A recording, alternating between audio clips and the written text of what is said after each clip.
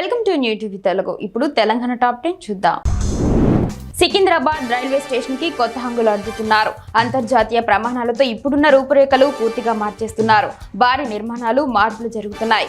ఈ భారీ పునర్నిర్మాణ పనులు ప్రారంభం కానున్న నేపథ్యంలో రానున్న 100 రోజుల పాటు సికింద్రాబాద్ స్టేషన్లోని 6 ప్లాట్ఫామ్లు మూసివేయనున్నారు.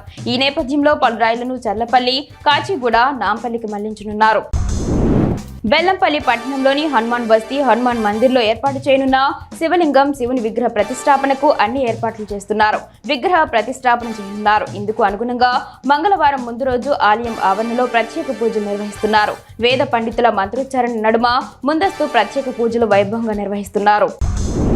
ప్రభుత్వం ఏర్పాటు చేసిన ధాన్యం కొనుగోలు కేంద్రాల్లో రైతులు ధాన్యం అమ్ముకొని మద్దతు ధర పొందాలని మార్కెట్ కమిటీ చైర్పర్సన్ వెలుమల స్వరూప తిరుపతి రెడ్డి అన్నారు. తుంగళ్లపల్లిలో ధాన్యం కొనుగోలు కేంద్రాన్ని ఆమె ప్రారంభించారు. అనంతరం ఆమె మాట్లాడుతూ రైతులు దళారులకు ధాన్యం అమ్మి మోసపోకుండా ప్రభుత్వం ఏర్పాటు చేసిన ధాన్యం కొనుగోలు కేంద్రాలలో ధాన్యం అమ్ముకొని మద్దతు ధర పొందాలన్నారు.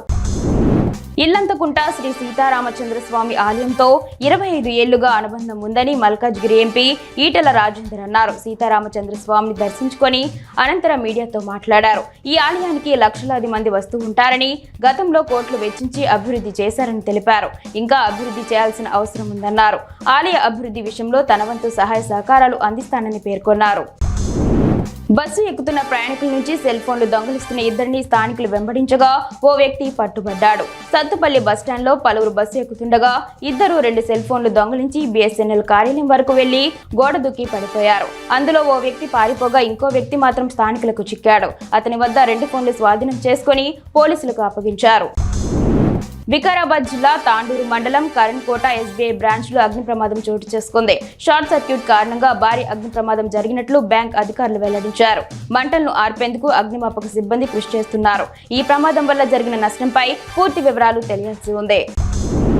మహబూబ్ నగర్ జిల్లా అడ్డాకుల మండలం శేఖాపూర్ గ్రామంలో దేవరకద్ర ఎమ్మెల్యే జి మధుసూదన్ రెడ్డి విస్తృతంగా పలు అభివృద్ధి కార్యక్రమాలను ప్రారంభించారు. ఎమ్మెల్యే మాట్లాడుతూ కాంగ్రెస్ ప్రజా ప్రభుత్వం ఏర్పడ్డ 15 నెలల్లోనే ఎన్నడూ లేని విధంగా శేఖాపూర్లో 78 లక్షల రూపాయలతో అభివృద్ధి కార్యక్రమాలు చేపట్టామని తెలిపారు.